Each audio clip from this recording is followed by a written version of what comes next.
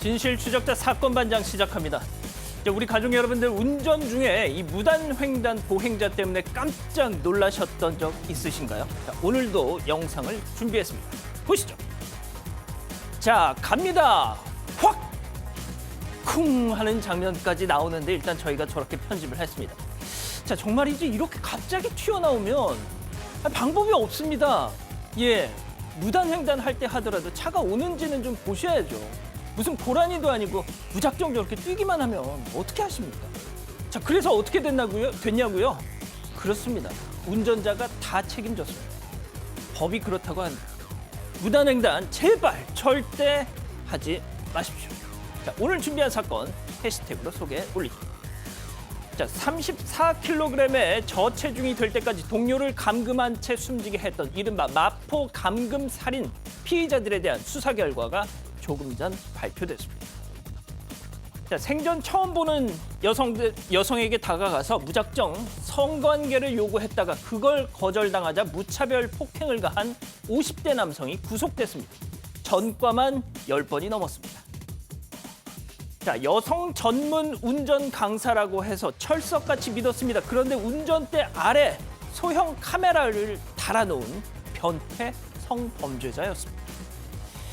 자, 혹시 우리 사건 반장 가족 성명자 선생님 혹시 지금 TV 보고 계신가요? 자, 우리 성 선생님 그동안 JTBC를 거의 안 보셨다고 합니다. 그런데 우연히 보게 된 이 사건 반장 매력에 그만 푹 빠지시면서 골수팬이 되셨다는 사연을 주셨다고. 그렇습니다. 한 번 빠지면 헤어나올 수가 없는 이 사건 반장.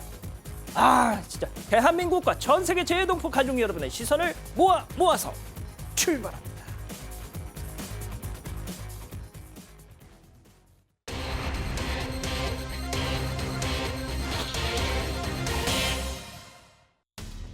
서울 마포구 오피스텔 감금 살인 사건의 경찰 수사 결과가 나왔습니다.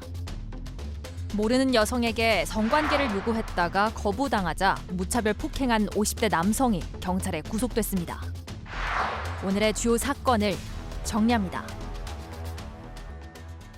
자, 오늘도 변함없이 사건 반장 시작합니다. 사회부 홍지영, 이도성 기자, 백성문 변호사, 그리고 승재현 형사정책연구원 연구위원 나오셨습니다. 그리고 수호 선생님도 계십니다. 안녕하세요. 네, 안녕하십니까? 지금 백 변호사님 네. 딱 인사하려고 그랬죠. 한 박자 늦게 얘기하셔가지고 선생님 얘기를. 죄송합니다. 제가 지난주에 말이죠. 다른 방송 어떤 프로그램을 딱 보다가 승재현 의원님 진짜 충격을 받았습니다. 예, 무슨 어떤 트로트 가수가 래퍼로 변신했다 뭐 이런 소식을 전하면서 승 의원님한테 그 비평을 딱 묻는 거예요. 그래서 야, 진짜 한국 형사 정책의 대가인 승 의원님한테 어떻게 저런 질문을 하냐. 지금 빨개지셨는데. 고개를 숙이고 계시네요. 예, 뭐 곤란하실 테니까 거기에 대한 답은 안 하셔도 됩니다. 아무튼 그래서 제가 저 방송사 좀 너무하다 이런 생각을 개인적으로 좀 했었다는 소식을 우리 가족 여러분들에게 전해드리면서 첫 번째 사건 시작합니다. 먼저 체크포인트 짚어보죠. 보복 살인입니다. 자, 제가 앞서 말씀드린 대로 경찰이 이 마포구 오피스텔 감금 살인 사건 수사 결과를 조금 전에 발표를 했죠. 네, 2시에 마포경찰서에서 경찰서장이 직접 발표했습니다. 현재까지 수사 상황 내일 송치할 예정이라고 하면서 검찰로 넘기기 전에 피의자들의 구체적인 혐의를 받아서 알려졌습니다. 일단 혐의는 보복 범죄에 의한 가중처벌을 할 수 있는 살인 혐의가 적용됐습니다. 처음엔 중감금치사로 긴급 체포했고 이후 구속영장은 살인 혐의로 발부됐는데요. 그렇지만 보복 범죄에 의한 살인이 맞다고 판단했습니다. 왜냐하면 지난해 이미 고소장을 받았잖아요. 상해죄에 대한 고소장을 접수한 뒤에 이제 가해자들이 피해자에 대해서 보복하기 위해서 감금과 가혹 행위를 저질렀다고 결론 내렸습니다. 그리고 추가 피의자도 불구속으로 입건했는데요. 피의자들의 고등학교 친구인데 피해자의 동선을 알려줬다는 내용. 이 내용에 따라서 불구속 입건했습니다. 추가 피의자가 한 명 늘었고요. 2명 외에 또 한 사람이 있었다? 다른 한 명의 범행을 도운 사람이 있다고 판단했습니다. 그 새로 나온 소식 아닌가요? 예, 새로운 소식입니다. 새롭게 알렸고 기존 피의자에 대해서는 보복 범죄에 의한 살인 혐의가 적용됐습니다. 그러니까 미필적 고의가 있다고 판단했어요. 지속적으로 감금과 학대, 폭행이 이루어졌다고 봤고요. 그리고 공동 강요나 공갈 혐의 등도 적용이 됐는데요. 일단 고소장을 접수한 다음에 수사가 진행되는 상황을 알았는지 이 고소장에 취하를 요구하는 강요하고 허위로 취하 의사를 밝히게끔 강요했다라는 혐의와 그리고 돈을 갈취했다는 혐의도 적용이 됐습니다. 자, 이 기자, 지금 뭐 홍 기자가 설명해준 그 수사 결과 발표를 들어보니까 이건 뭐 진짜 이 보복 범죄, 뭔가 자기들을 고소한 데 대한 앙심을 품고 자기 고등학교 친구였던 이 사람을 피해자를 이렇게 죽음으로 내몰았다. 뭐 혐의가 좀 더 뚜렷해지는 분위기인데요. 네, 정황상 그런 혐의들이 좀 더 짙어지는 상황인데요. 경찰이 수사 과정에서 이 두 사람의 휴대전화를 확보했습니다. 이 안에는 두 사람의 통화 내용이 담겨 있었는데요. 경찰이 확보한 녹음 파일이 한 100여 개 정도 된다라고 합니다. 근데 이 중에는 두 사람이 지난 3월에 피해자를 대구에서 서울로 데리고 오면서 그때부터 고소를 취하도록 만들면 된다 이런 이야기를 주고받은 정황이 담겼습니다. 일단 피해자는 가족들이 고소를 한 상황이었거든요. 그래서 뭐 상해 혐의라든지 여러 가지 혐의로 이미 고소를 한 상황이었는데요. 대구에서요. 이후 이제 서울에 데려온 다음에 고소 취하를 강요하고 그리고 이어서 가혹행위를 한 정황이 그대로 담겨 있었던 겁니다. 이들은 좀 대화를 하면서 경찰 역시 일을 쉽게 하고 싶어 한다. 조사는 받을 수 있겠지만 조사는 당연히 받겠지만 말만 맞추면 우리가 말만 잘하면 경찰이 의심하지 않을 거다. 뭐 이런 취지로 말한 것으로 전해졌는데요. 실제로 감금돼 있던 피해자가 지난 5월에 고소 취하 의사를 밝힌 뒤에는 경찰이 혐의가 인정되지 않는다면서 불송치 결정을 내린 적이 있습니다. 자, 승 의원님, 뿐만 아니라 이 통화 내용, 경찰이 확보한 통화 내용을 봤더니 이 살인 의도가 없었다라는 이 피의자 두 사람 조사 내용 정면으로 반박하는 내용도 있었다면서요? 뭐 거듭 말씀드리지만 미필적 고의라는 게 사람을 처음부터 죽이겠다는 고의가 아니라 만약에 물어보는 거예요. 야, 그 친구 죽으면 어떡해? 라고 물어볼 때 대답으로 뭐 그래도 할 수 없지 라는 정도의 의사라면 그게 미필적 고의라고 저희들이 보고 있기 때문에 보면 뭐 피해자가 기절했다, 그다음 넘어져서 턱을 다쳤다, 복부를 세게 때렸다라는 정황들이 나오고 있기 때문에 이게 제일 처음에 중간검치사에서 살인죄로 공소장을 죄명을 바꾸었잖아요. 사실 경찰의 입장에서도 이건 미필적 고의가 분명하다라는 생각이 들었기 때문에 아마 구속영장을 할 때도 살인죄를 적용했듯이 이들이 그냥 고소에 대한 보복이 아니었고 살인 의도가 없었다는 것은 그냥 이들의 뭐 변명, 이들의 레토릭이지 절대로 범죄 현장은 이들의 주장과 전혀 다르게 나타나고 있다는 말씀 드리겠습니다. 변호사님, 네. 지금 뭐 적용되는 혐의도 한두 가지가 아니에요. 영리약취죄, 뭐 공동 강요, 공동 공갈 등등의 가장 중요한 게 어떻게 보면 비난 동기로 인한 살인, 이 보복 범죄. 네. 이게 그러면 그냥 살인할 때랑 비교해서 혐의가 더 세질 수 있는 건가요? 일단 그 뭐 사형 무기징역까지 똑같습니다만 최소 형량이 살인죄는 5년입니다. 5년 이상 유기징역인데 이제 보복 범죄의 경우에는 10년 이상, 그러니까 하한이 10년으로 늘어요. 예. 그러니까 당연히 이제 훨씬 중하게 처벌하는 건데 이 보복 범죄를 그냥 일반 범죄보다 중요시하고 더 중하게 처벌한 이유는 보복이 들어서 처음에 고소를 못하게 만들 수도 있고요. 보통 보복을 하는 이유는 본인들이 처벌을 받지 않기 위해서거든요. 그러니까 그런 이유로 정상적인 형사 절차가 작동하기 어렵게 만드는 점, 이 부분에 대한 비난 가능성이 훨씬 높기 때문에 그런 부분들 때문에 보복 범죄를 중하게 처벌하는 거고요. 이번 사건에선 핵심은 이게 보복 범죄냐 보복 범죄 아니냐가 핵심이라기보다 보복 범죄라는 건 거의 확실하니까요. 예. 살인의 고의가 있느냐로 결국은 이 재판 전 과정이 진행될 것으로 보입니다. 예.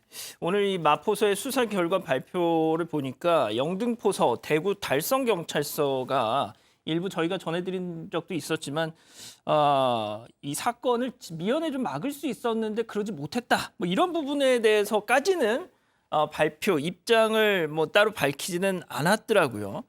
자, 하지만 그렇다고 해도 이 기자 일단 좀 미리 이걸 좀 막을 수 있었다라는 정황이 저희가 지난주에 전해드린 내용 외에도 계속해서 뭐가 나오고 있어요. 맞습니다. 저희도 여러 차례 전해드렸고 다른 매체들에서도 이런 의혹들을 많이 제기했습니다. 왜 그러냐면 일단 가출 신고도 2차례나 이뤄졌고 그리고 이 피의자들, 지금 붙잡힌 피의자들에 대한 상해 혐의로도 고소가 이뤄진 적이 있습니다. 그리고 이것 때문에 실제로 경찰이 조사를 했습니다. 피해자랑도 직접 만나고 통화를 했다라고 하는데 일단 피해자가 사망하기 전 7개월 동안 2차례 이상 경찰관을 만나고 7차례나 통화를 한 사실이 확인이 됐습니다. 그 당시에 이 피해자가 유난히 말을 더듬는 등 어떤 이상 징후를 보였는데도 경찰이 좀 이 부분을 놓친 점이 이런 비극을 막지 못했다라는 그런 결과를 낳게 된 것 같은데요. 일단 이 피의자들은 조사 당시 피해자의 행방을 물을 때 경찰이 모른다라고 거짓말을 했습니다. 당시 이제 피해자는 사실상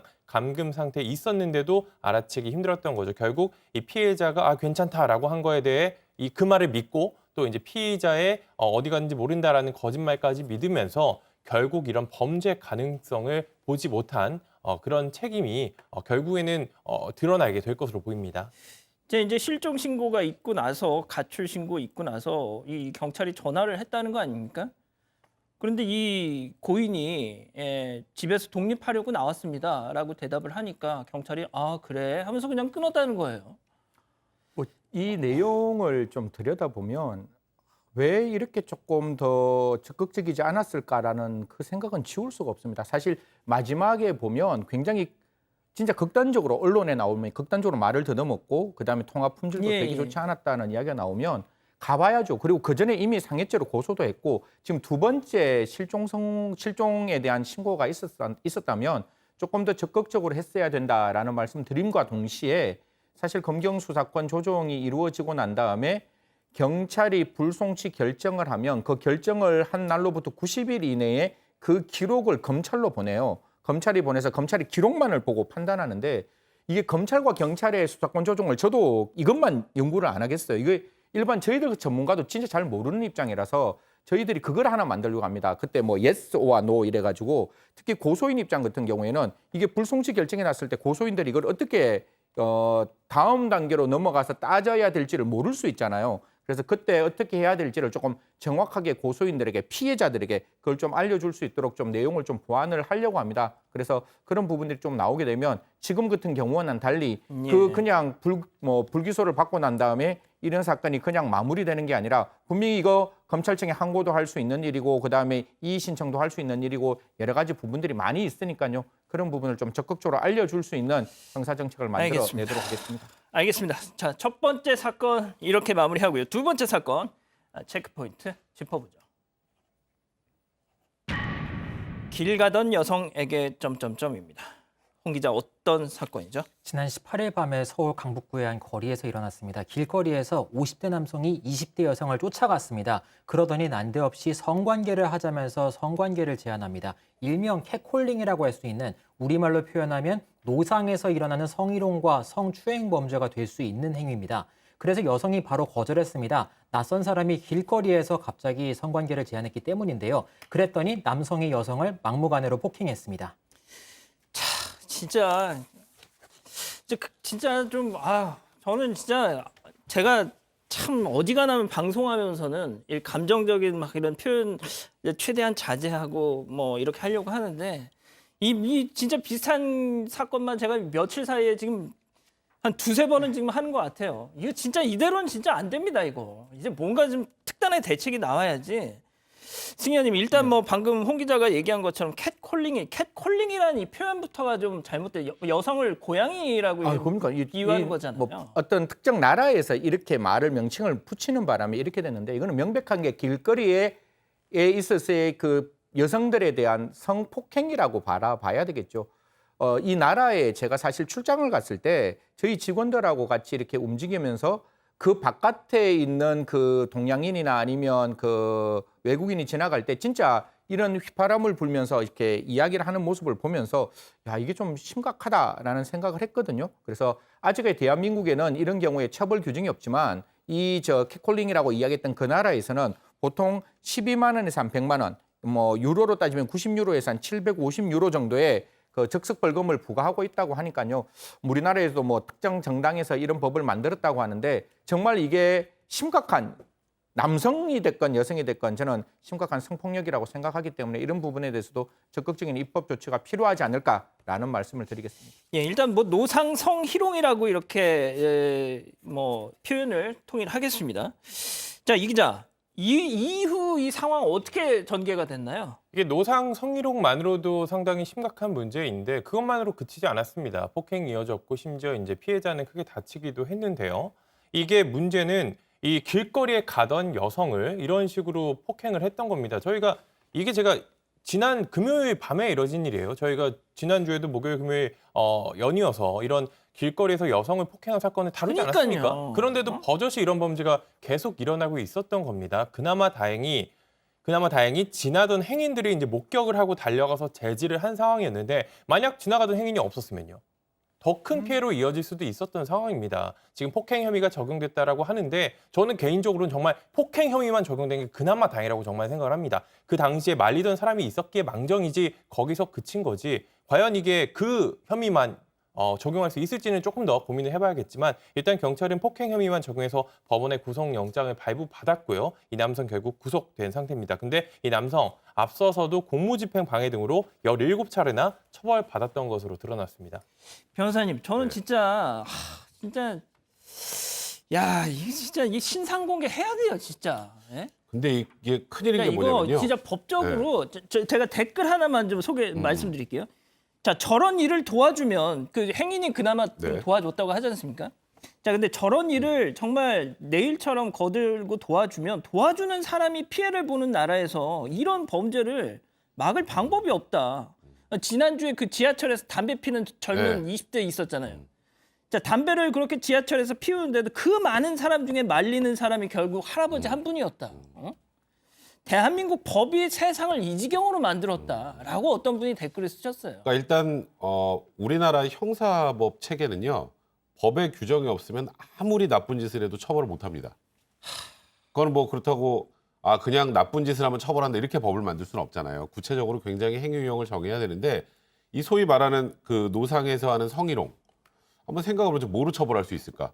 폭행을 안 했다고 한번 가정을 해볼게요. 그냥 말 그대로 뭐 즉석으로 오늘 성관계하자 뭐 이런 식으로 해서 성희롱을 했다. 일단 성인을 상대로 한 성희롱은 형사처벌 대상이 아닙니다. 진짜요? 네, 처벌이 안 돼요. 일단 그걸로는 처벌이 안 되고요. 그 다음에 이게 무슨 성폭력, 뭐 강간이나 강제추행은 당연히 아니니까 신체 접촉이 없었다는 전제하면 그럼 두 번째 생각할 수 있는 게 주변에 다른 사람이 같이 있는 상황에서 만약에 그런 얘기를 했다면 이 여성을 약간 비하하는 걸로 볼 수 있기 때문에 모욕죄가 적용될 수 있겠지만 단둘이 있는데 그렇게 얘기를 했어요. 모욕죄라는 건 다른 사람이 있어서 들어야 처벌하거든요. 예. 만약에 단둘이 있는 상황에서 이런 얘기만 했다면 아무런 처벌 규정이 없어요. 굳이 처벌 규정을 찾으면 경범죄 처벌법상 불안감 조성행위 정도? 그러니까 아까 말씀하셨던 것처럼 이런 유형의 범죄도 처벌해야 된다라고 생각을 하면 이거 국회에서 법을 만들어야죠. 국회에서 법을 안 만들면 형사처벌할 수 없는 구조입니다. 그러다 보니까 경찰 입장에서도 너무 죄질이 안 좋은데 적용할 수 있는 건 형법상 폭행죄밖에 안 되고 예. 솔직히 폭행죄로 구속영장 신청하는 경우 거의 없어요, 경찰이. 근데 이거는 나머지 너무 죄질이 안 좋고 정과가 너무 많으니까 폭행죄로라도 일단 영장 신청을 해서 검찰이 청구를 한 거고요. 법원에서도 통상적으로 폭행죄로 영장을 발부 안 하지만 이 정도면 정말 나쁜 액트네 라고 생각을 하고 영장을 발부해 준 겁니다. 그렇군요. 자, 한편 서울 강남구에서도 길거리를 지나는 여성을 상대로 성적 수치심을 유발한 사건이 또 있었다.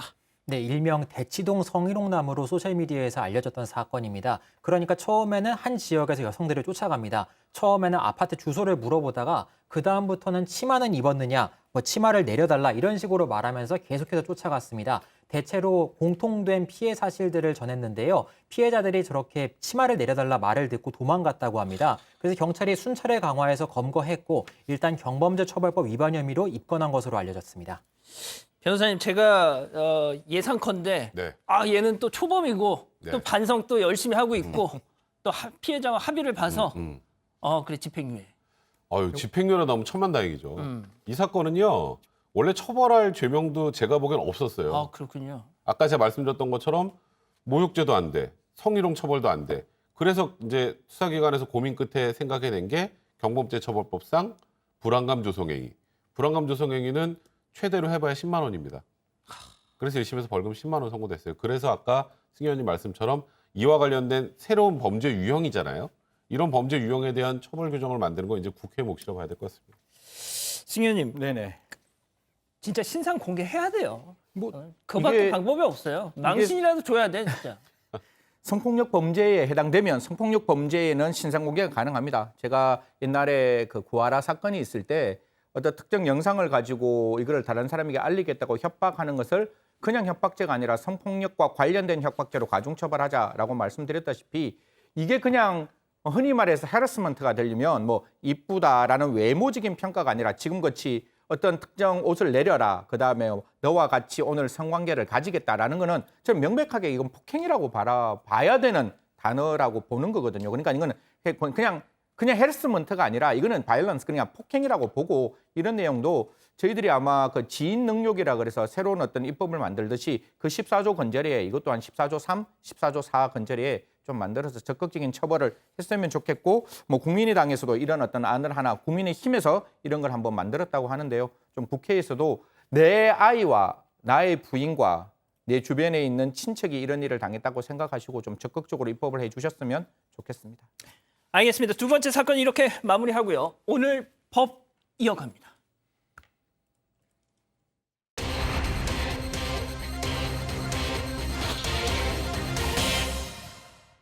초등학생 딸을 수년간 여러 차례 성추행한 혐의로 1심에서 징역형을 선고받은 친부가 여전히 피해자 주변에서 생활하고 있다는 사실이 드러났습니다.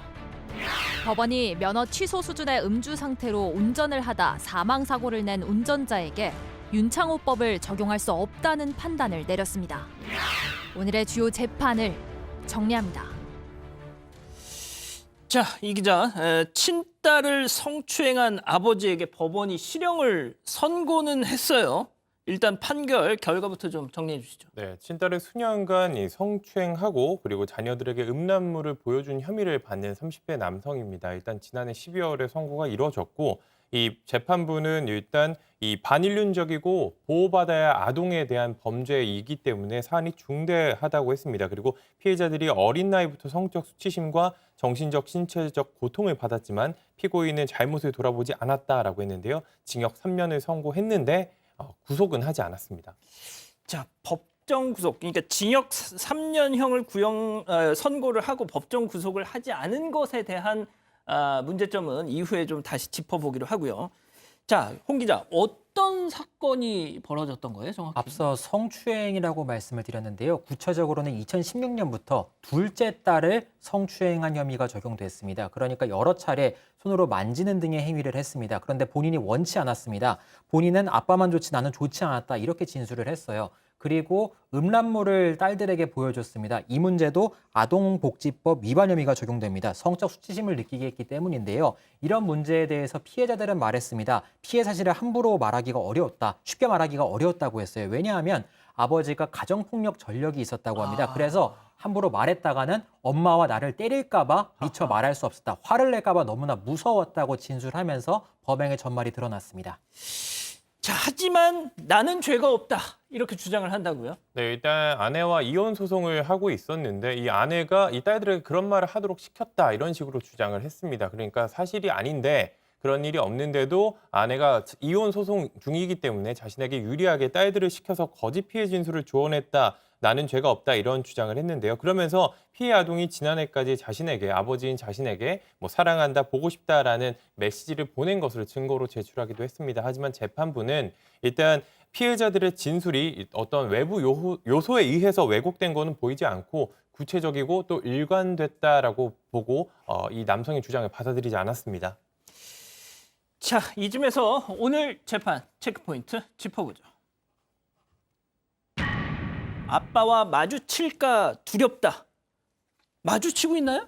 법정 구속됐다고 말씀드렸잖아요. 마주쳤는지는 확인되지 않았지만 매우 근처에서 마주칠 수 있는 상황으로 언론 보도가 되고 있습니다. 구속은 안 됐죠. 네, 법정 구속을 면해서 생긴 문제인데요. 그렇죠. 이제 피해자 측이 언론에 인터뷰를 했습니다. 그러니까 지금 가해자가 근처에 살고 있다고 합니다. 한 음식점에서 일을 하고 있는데 그 집이 아이와 아이 엄마가 현재 사는 집과 매우 가깝고 5분 거리라고 합니다. 걸어서 5분 거리이기 때문에 등하굣길에 둘째 딸이 직접적인 피해자가 마주칠 수도 있는 상황이라고 전해졌습니다. 그래서 피해자가 언론 인터뷰에서 매일 아버지를 만날지도 모른다는 두려움 속에 살고 있다 이렇게 밝혔습니다. 야, 이거 승 의원님 진짜 좀 문제가 많아 보이는데요. 뭐 이게 사실 우리 법에 보면 취할 수 있는 거는 100m 접근 금지, 전화 사용 금지, 뭐 이런 이제 격리 조치 이런 건데 사실 이 법을 바라보면 100m 접근이라는 게 물리적으로 100m지 이게 잴 수도 없는 부분이잖아요. 그렇죠. 그러니까 가까이 와서 직접 말할 수 있는 거리 정도가 아니면 강제력을 동원할 수는 없는데 제가 여기서 꼭 드리고 싶은 말은 가해자에게 어떻게 할 수 있는 거는 죄형 법정주의 때문에 어떤 법원의 명령이 있어야지만 가능하지만 피해자를 보호하는 거는 법 이전의 문제거든요. 그래서 피해자는 아무리 보호해도 지나침이 없고 우리가 경찰에서 만들어 놓은 예규가 하나 있는데요. 피해자 보호 및 지원에 관한 규칙에 보면 원칙적으로 피해자에게 보호시설도 지원해 줄 수 있고 외출할 때 같이 나갈 수도 있고 귀가할 때 같이 동행할 수도 있고 뿐만 아니라 그들이 위험한 상태에 있을 때 웨어러블이라 그러죠. 어떤 적극적인 신고할 수 있는 조치를 경찰은 해줄 수 있는 가능성이 있으니까요. 그 100m 접근 금지에 법원이 무죄 선고를 했기 때문에 그 주위에 맴도는 것을 막을 수 없다면 3년을 하고 구속을 하지 않았기 때문에 주위에 맴도는 것을 막을 수 없다면 분명히 이런 경우에서는 경찰이 이 피해자 보호에 대해서 적극적인 조치를 취해야 한다라는 말씀드리겠습니다. 예. 자, 그런데 참 지금부터 그 얘기를 좀 해보겠습니다. 1심에서 분명 징역 3년을 선고했습니다. 그런데 아까 이 기자가 설명한 대로 법정 구속은 하지 않았죠. 이거 왜 이런 겁니까? 사실 1심에서 실형 선고를 하면 거의 대부분 법정 구속이 됩니다. 그리고 우리가 법정 구속이 안 되는 경우에 뭐 정치인들 가끔, 뭐 기업인들 가끔, 그다음에 이제 아주 이런 예외적인 사건을 가끔 보고 있는데 최근에 종종 이런 일이 나오는 건 뭐 아시겠지만 무죄 추정의 원칙이라는 부분 때문이기도 하고요. 또 하나는 피고인 1심에서 내내 줄기차게 무죄를 주장했다라는 점. 그러니까 항소심에서 다투볼 수 있으면 다퉈봐라라는 거. 그게 이제 무죄 추정 원칙하고 연결되는 거죠. 예. 그리고 이 사람의 전과를 보니까 그 전에 뭐 아동 성범죄 관련된 전과들도 없었다라는 거.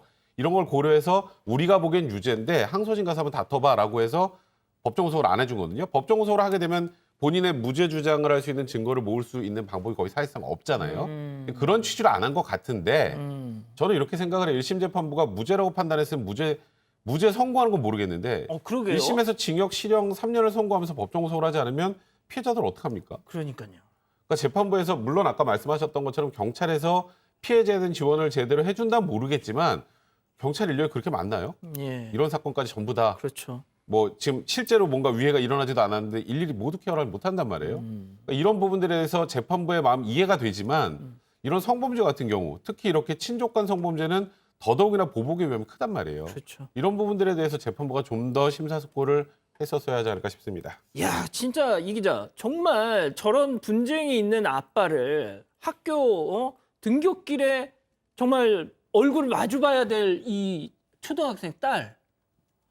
야, 그러니까 결국 이 엄마도 왜 구속을 안 시키냐 이거 문제 제기를 하고 있다면서요. 네, 저희가 뭐 재판 기록을 본 게 아니기 때문에 구체적인 사항은 알 수 없습니다. 다만 재판부 역시 유죄로 판단을 했습니다. 그리고 실형을 선고했고요. 하지만 그런 상황에서 이제 법정 구속을 하지 않은 부분이 저희가 이제 고민이 되는 지점이고 좀 비판이 할 수 있을 것 같은 지점인데 일단 이 친모 측에서도 이런 부분에 대해서 강한 비판을 했습니다. 일단 수년에 걸쳐서 아이를 괴롭히고 가족들에게 협박 문자까지 보낸 사람인데 이 사람이 자유의 몸이 됐다라는 게 이제 납득하기 어렵다 이런 이야기인데요. 아이들이 불안감과 트라우마에 시달리고 있는데도 본인들이 지금 상황에서 할 수 있는 게 없다라는 거죠. 그래서 이제 아동 인권 전문가 변호사 역시 범죄 사실이 대부분 유죄로 인정됐고 죄질도 좋지 않은 점에 비춰보면은 1심 재판부의 처분이 너무 관대하다 이런 의견을 나타내기도 했습니다. 변호사님은 지금 저 전문가들의 의견 동의하십니까? 네, 저는 사실 법정 구속을 했었어야 되는 사안이라고 생각을 하고요. 만약에 항소심에서 동일하게 유죄 판결이 나오고 실형이 선고된다면 항소심에서는 법정 구속을 할 거예요. 왜냐하면 대법원에서는 이제 사실관계를 다툴 수는 없고 이제 그때는 법리 부분만 다투는 것이기 때문에 일단 항소심의 판단이 결국 중요할 것 같고 그리고 제가 다른 범죄와 달리 뭐 예를 들어서 경제범죄나 이런 것들하고 달리 이렇게 특히 성범죄 중에서 특히 이 친족간 성범죄는 뭐 물론 실제로 지금 현재 무슨 보복이 일어난 거나 이런 건 아니지만 아까 주거침해 혐의가 유죄로 인정됐다는 점들을 기초로 해서 본다면 예. 충분히 해코지할 우려가 있잖아요. 그렇죠?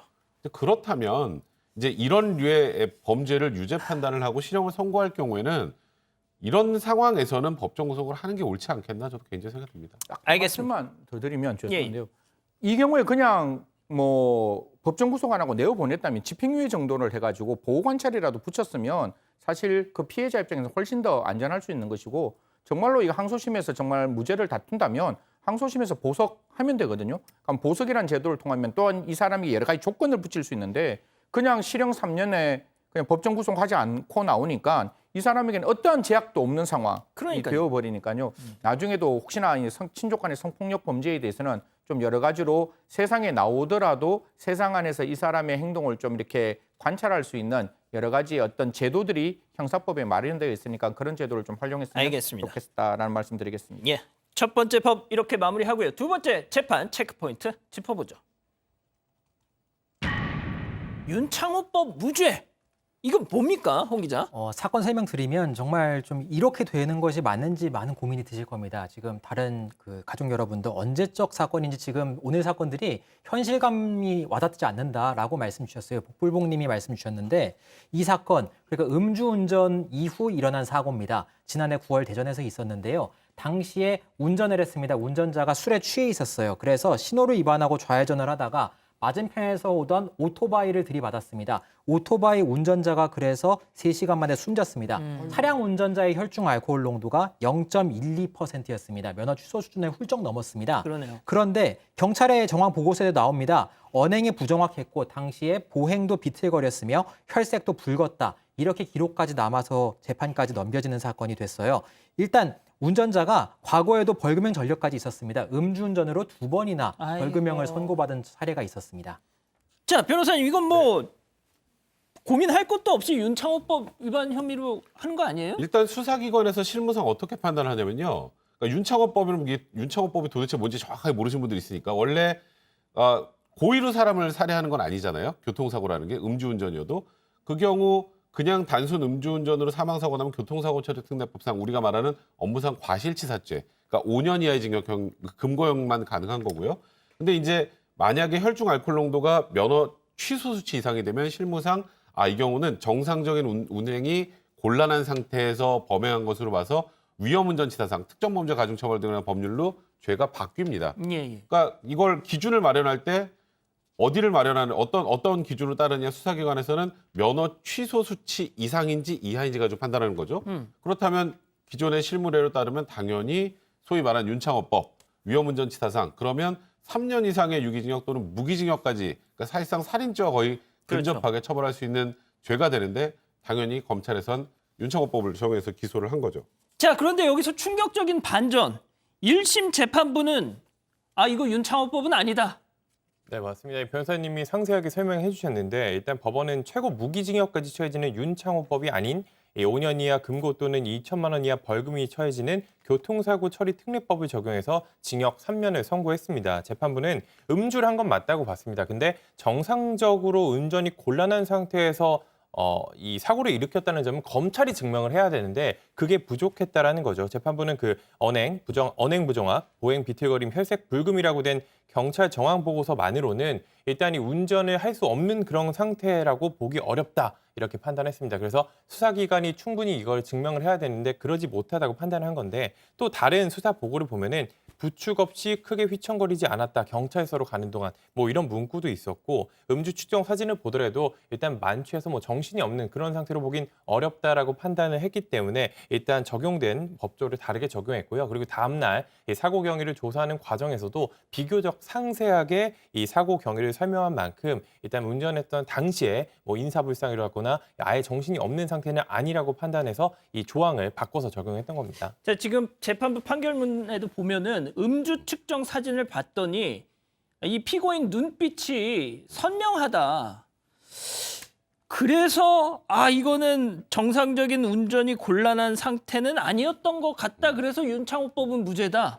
그러니까 제가 아까 윤창호법 적용 기준을 실무상으로는 면허 취소 수치 이상인가 아니면 그 이하인가로 기준을 나눈다 그랬잖아요. 지금까지 대부분 법원의 판단도 그렇게 판단을 했습니다. 넘었잖아요. 그런데 법 규정을 보면 어떻게 돼 있냐면 음주의 영향으로 정상적인 운전이 곤란한 상태인 경우에 위험운전치사상이 적용돼요. 여기에 수치가 있나요? 없죠. 몇 이상이면 위험운전치사상 이런 게 없어요. 예. 정상적인 운전이 곤란한 상태인지 여부 가지고 판단하도록 법 규정이 돼 있는데 예. 재판부는 이걸 수치로 판단할 게 아니고 면허 취소 수치 이상이냐 이렇게 판단할 게 아니고 그 사람이 운전할 때 상태가 어땠는가. 근데 우리 보면 뭐 경찰 정황 보고서 보면은 뭐 혈색이 붉었네, 뭐 운행이 곤란한 상태였는지 정도로 보인다 이런 거였는데 그 정도 갖고 안 된다는 거예요. 진짜 운전이 곤란한 상태인지를 수사기관이 입증을 해라는 거예요. 입증을. 그 입증이 안 됐으니까 우리가 보기엔 눈빛도 보니까 흔들림도 없고 뚜렷해 보이고 그리고 뭐 부축도 많이 안 받고 잘 걸어다닐 정도가 되면 이것만 가지고 정상적인 운행이 곤란한 상태로 볼 수 있을까? 의심스러울 땐 피고인의 이익으로. 이게 재판부의 판단입니다. 아니 진짜 제가 이 관련 기사에 달린 댓글 우리 가족 여러분들도 지금 판사님이 혹시 지금 음주 판결을 했냐 뭐 이런 말씀도 하시고 말이죠. 그러니까 댓글에 이런 게 있어요. 사진만 보고 눈빛이 살아있다. 이건 뭐 거의 판결이 궁예 수준 아니냐 지금 막 이러시세요. 근데 사실 지금 뭐 말씀하셨던 것처럼 그러니까 판결문에 그런 내용이 들어가다 보니까 이 많은 분들이 이게 말이 되냐 이렇게 말씀을 많이 하시는 것 같아요. 예. 그리고 저도 사실 이 판결을 보고 좀 아까 좀 웃기도 했었는데 저는 이거는 사실 정확하게 따지면 법 규정을 좀 바꿔야 되는 게 아닌가 싶어요. 이 규정 자체가 법규 자체가 정상적인 운전이 곤란한 상태라고 돼 있으니까 정상적인 운전이 곤란한 상태가 뭐예요? 예? 그 정상적인 운전이 곤란한 상태 이걸 어떻게 뭐로 규정을 하죠? 근데 그러다 보니까 이 법규의 해석이 애매하다 보니까 법원에서도 이렇게 판단할 수 있는 거예요, 1심에서. 그래서 저는 그래도 저 규정 자체를 좀 바꿔야 하지 않을까 개인적인 생각이 좀 듭니다. 아니 그래도 어느 정도 좀 상식선에서 좀 판단을 해야지. 그런 뭐 수치가 법조항에 없다고 해서 글쎄 잘 모르겠어요. 승희 의원님은 좀 어떻게 생각하세요? 저는 음주운전은 발본색원해야 된다라는 사람의 더군다나 입장이고 사람이 앞서 사망했는 음주운전 사건이라면 전력만 몇 번 있다지 않습니까? 예? 기본적으로 이게 아까 전 변호사님 말씀에 전적으로 이제 법조인 입장에서 동감하는 게 죄명 자체가 위험 운전 치사상이에요. 음주 운전 치사상이 아니고. 그러니까 위험한 운전을 해서 사람을 사망에 이르게 해야 되고 그 위험한 운전이라는 거는 결국 그 음주로 인해서 운전이 곤란할 정도에 이르러야 한다라고 되어 있기 때문에 제가 한 10번 정도 다른 데 기고도 하고 많이 했는데 이 입증을 과연 어떻게 할 거냐. 도대체 어느 정도가 운전이 곤란할 정도인지 입증이 안 돼서 지금 방금 말했다시피 경찰이 제일 처음에 적는 걸 실황조사서라 그러거든요.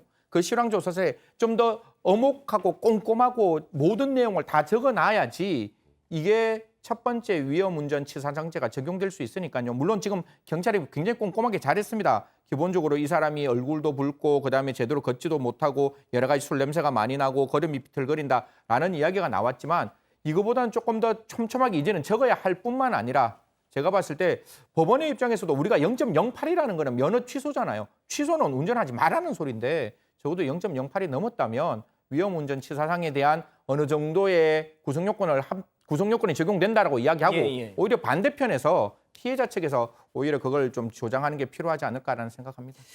자, 지금 뭐 유족들은 판결이 이게 뭐냐 하면서 청와대 국민청원까지 올린 상태고, 자 변호사님 그러면 네. 짧게 말이죠. 2심 재판이 지금 진행 중인데 2심에서는 이 좀 바뀔 수 있습니까 이거? 바뀔 가능성이 충분히 있습니다. 왜냐하면 제가 말씀드렸던 것처럼 수사실무상도 그렇고 재판실무상으로도 그렇고 대부분 면허 취소 수치가 넘으면 위험운전 치사상 이렇게 많이 적용을 해왔거든요. 그러니까요. 근데 이제 1심에서는 제 생각에는 이 법규의 문제점을 지적한 게 아닌가 싶어요. 저는 오히려 법규의 문제점을 지적한 것 같은데 항소심에서 바뀔 가능성이 있습니다. 근데 다만 제가 말씀드렸던 것처럼 법 규정 해석의 여지를 많이 만들어 놓으면 이런 문제가 생길 수 있으니까 이 부분도 사실 음주운전에 대한 처벌을 강화하자 해서 만든 게 이거잖아요. 그걸 조금 더 구성요건을 구체적으로 만들었었어야 하지 않을까. 이런 부분들이야말로 국회 또 몫이 아닌가. 오늘 국회 몫이 많네요. 그러니까요. 알겠습니다. 오늘 법 이렇게 마무리하고요. 계속해서 오늘 인물 이어갑니다.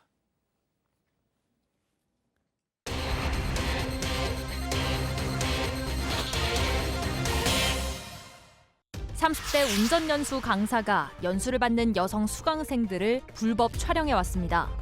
촬영 대상이 된 수강생만 수백 명에 이르고 영상 일부를 지인과 공유한 정황도 확인됐습니다. 오늘의 주요 인물을 정리합니다. 자, 오늘 인물 먼저 체크포인트 짚어보죠. 나와 교제한 여성들. 자, 홍 기자 일단 체크포인트 내용은 뒤에서 더 짚어보기로 하고 정말 또 이 인간은 또 어떻게 해야 됩니까 진짜? 불법 촬영을 했는데요. 정말 기상천외합니다. 어떻게 보면요. 이 운전 강사였습니다. 운전 연수를 담당하는 강사였고요. 그래서 4년 동안 일한 것으로 알려졌습니다. 그런데 차 안에 소형 카메라를 설치했습니다. 그렇게 해서 연수를 받는 사람들을 찍은 것으로 추정이 되는데요. 일단 조사가 진행되고 있습니다. 구체적으로는 여성 중에서 일단 여자친구가 사실을 알았습니다. 자신의 성관계 영상이 이 남자친구인 이 운전 강사의 카카오톡 메시지로 남아있는 것을 확인했습니다. 그래서 이 영상을 달라고 했더니 남자친구가 유심칩을 빼고 휴대전화를 건넸습니다. 그래서 삭제를 요구했는데 제대로 삭제가 안 되겠다 싶어서 남자친구의 동의를 얻고 강사의 동의를 얻고 차를 뒤졌거든요. 그런데 차에서 엉뚱하게 카메라가 설치된 흔적이 보이는 겁니다. 그래서 모든 범행에 대해서 알려지게 됩니다. 그 뭐 운전 강사가 운전대 밑에 소형 카메라를 달았다는 거는 뻔하잖아요. 어? 네, 목적이 뭐 어떤 목적인지 이제 저로서도 이제 충분히 상상이 가능하고 예상이 가능하고 추측이 가능한데요. 일단 이 남성 운전 연수 업체 소속 강사로 4년간이나 서울 지역에서 활동을 했다고 합니다. 근데 이 사이트에는 국내 최초 여성 운전자를 위한 전무 연수 과정을 개설했다 이렇게 했어요. 이 남성 이 성범죄를 저지른 것으로 보이고 붙잡힌 이 남성 같은 경우에는 여성 운전자를 위한 이런 코스를 하고 있다. 이런 식으로 해서 여성 운전자들을 주로 받았겠죠. 근데 이 문제는 최근까지 조사 결과 이 강사에게 연수받은 수강생만 수백 명에 이른다라고 합니다. 여기서 대부분 거의 다 여성이고 상당수 여성 그리고 유명 연예인까지 있을 정도로 상당히 유명한 강사였는데 이런 일을 저질렀던 것으로 드러난 겁니다. 제가 앞서도 말씀드렸지만 이 신상 공개 해야 된다니까요, 진짜. 예? 아, 정말 별 인간이 다 있네요, 정말. 네. 아, 근데 이 걱정인 건 피해자가 너무 많을 것 같아요. 좀 걱정이에요. 지금 4년 동안 그 뭐 여성 운전자 전문 강사로 활동을 하면서 이 사람 보니까 이 범행 증거들이 지인하고 우리 말하는 카톡 메시지에 다 들어 있어요. 그러니까 이런 거예요. 그러니까 2019년 8월 그 예전 일로 좀 돌아가 보면 이제 여성의 이제 맨다리를 찍은 사진을 보면서 아, 이거 갖고 안 되겠는데 핸들 밑에 초소형 카메라를 달아야겠어. 그 의미는 여성의 이제 하의 안쪽을 보겠다는 뜻 아니에요? 근데 그런 걸 어제 지인한테 아, 카메라 설치 완료. 이런 와. 카톡도 보내고 야, 이 사진은 제대로 보이지? 이런 내용들이 이 대화창 안에 다 들어 있었던 겁니다. 그러니까 지금 또 거기다 더 나가서 연인 관계로 발전한 수강생과는 성관계 영상을 또 지인에게 보내기도 하고요. 또 그 외 노출 사진들까지 지인들에게 다 보내서 이 지인과의 카톡 대화 내용이 아주 중요한 증거가 됐습니다. 저는 진짜 일본에서 가장 부러운 게 신상 공개하는 거, 다 까는 거 그냥. 딱 그냥 잡히는 순간 다 공개합니다, 일본에서는. 예? 뭐 아니 외국에서는 그냥 머그샷 이래서 그냥 딱 입건하면 머그샷 빵 찍어가지고 돌리는 거죠. 근데 이제 이 범죄 같은 경우에는 뭐 성폭력법에 해당될 수 있을 것 같아요. 불법 촬영물이기 때문에 한번 경찰에서도 적극적으로 이 피해가 얼마만큼 큰지를 고민하고 저는 정말 고민되는 게 아까 말씀 주셨다시피 4년이잖아요. 그러면 경찰이 정말 제대로 포렌식해서 처음에 있던 피해 여성들, 그 과거부터 있었던 피해 여성들의 피해의 2차 피해를 막는 게 가장 중요하니까요. 그런 것들을 좀 정확히 찾아서 이러한 영상들을 적극적으로 지우고 그 영상이 더 이상 유포되지 않도록 해야 된다라는 말씀드리겠습니다. 근데 이제 운전학원 뭐 다 경험이 있으시겠지만 뭐 많은 분들이 그러잖아요. 운전학원 강사분들 중에서 이제 약간 좀 뭐 일부지만 극히 일부지만 약간 불친절한 분들 또 그런 거에 대한 약간 뭐랄까 우려 때문에 여성분들이 조금 더 좀 친절한 운전 강사를 원하시는 분들이 많이 있으시지 않습니까? 그러다 보니까 이렇게 여성 전용 운전 강사라는 어떤 그런 게 또 생긴 것 같은데 자 그걸 이용해 가지고 이런 짓거리를 했다는 거 아닙니까? 자 그런데 문제는 이 남성 태도 전혀 죄의식을 갖지 못했다. 네, 또 이 지인과의 카톡 내용을 보면 이 지인도 마찬가지예요. 이 지인도 전혀 지금 이렇게 돌아가는 게 뭐 오히려 재밌으면 재밌지 뭐 우리가 뭐 잘못하고 있구나 이렇게 느끼는 것 같진 않아요. 이 지인 카톡 내용 보면요. 크크크입니다. 조만간 잡혀가서 조사받는 거 아니야? 라고 하니까 여성 전문 운전가서 이렇게 답합니다. 절대 걸릴 일 없어. 아이고, 야, 정준영 꼴 날 뻔했다. 이게 지금 이 대화 내용을 보면 이 둘 사이에 예. 조금이라도 이 일에 대해서 반성을 하거나 잘못다고 느끼는 부분이 있나요? 참 화나네요. 예. 자, 그런데 이 여성 수강생들 명단이 경찰 조사 결과 확인이 됐는데 모두 본인과 교제한 여성이 됐다? 여성이라고 뭐 이렇게 했다? 이게 무슨 소리죠? 네, 명단에 22명 정도 사람 이름이 적혀 있었습니다. 수강생으로 추정이 됐는데요. 예, 예. 그런데 피의자는 모두 자신이 교제한 여성이다 이렇게 주장을 했습니다. 이런 주장이 알려졌는데 일단 사실관계는 더 파악을 해야 됩니다. 아니 그럼 교제한 여성은 찍어도 된다는 소리예요?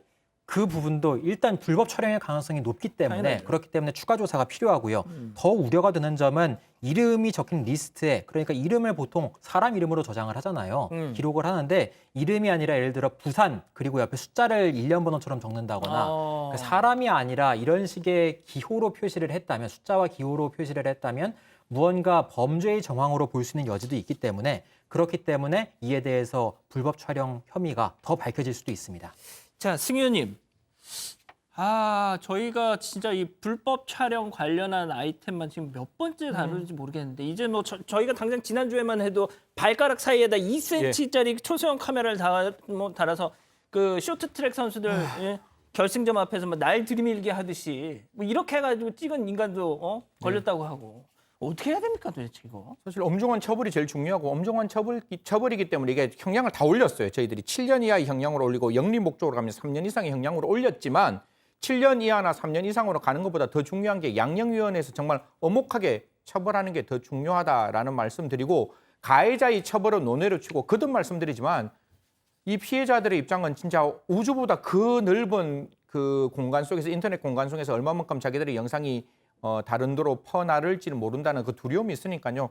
좀 진짜 제대로 된 국제사법 공조뿐만 아니라 우리나라에서 그 영상을 지워줄 수 있는 시스템을 만들었으면 좋겠습니다. 변호사님 진짜 뭐 숙박 시설은 말할 것도 없고 화장실, 공중 화장실 또 심지어 아니 세상에 누가 운전 교습을 받는 차 밑에 그게 있을 줄 누가 알겠습니까 이거? 그러니까 요즘에는 이런 말까지 하더라고요. 몰카 안전지대는 없다.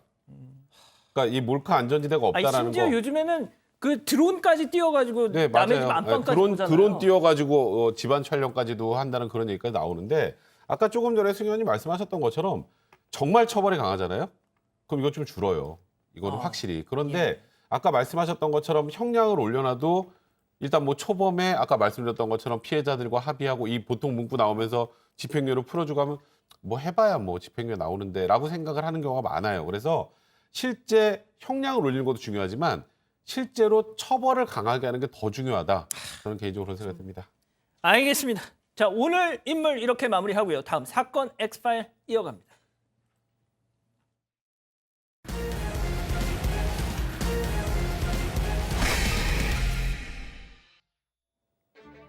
지난 2016년 4월 밤늦은 시간 한 여성이 장례업체에 전화를 걸었습니다. 남편이 잠을 자다가 숨졌으니 장례를 도와달라는 겁니다. 업체 측이 경찰에 먼저 신고를 해야 장례 절차를 진행할 수 있다고 답했고 여성은 그제서야 경찰에 신고했습니다. 평소 감기 한 번 걸리지 않았다던 50대 남성의 돌연사, 외부 침입이나 외상 흔적도 없었습니다. 여성이 강하게 거부했지만 경찰은 국과수에 부검을 의뢰했습니다. 그런데 숨진 남성의 몸에서는 수면제 성분과 함께 적지 않은 양의 니코틴이 검출됐습니다. 생전 담배 한 번 피우지 않았던 비흡연자인데도 니코틴이 나왔던 겁니다. 수사를 이어가자 또 다른 인물이 등장했습니다. 여성의 내연남이었습니다. 이 남성은 사건 며칠 전 인터넷에서 니코틴, 치사량, 장례 절차 등을 검색한 것으로 드러났습니다. 수사기관은 숨진 남성의 재산을 노리고 범행을 계획했다는 결론을 내렸습니다. 하지만 니코틴을 어떻게 피해자 몸에 넣었는지 결정적 증거는 알아내지 못한 채 재판에 넘겼습니다. 법원은 과연 어떻게 판단했을까요? 오늘 사건 엑스파일에서는 국내 첫 니코틴 살인 사건이 일어난 2016년으로 시계를 돌려보겠습니다.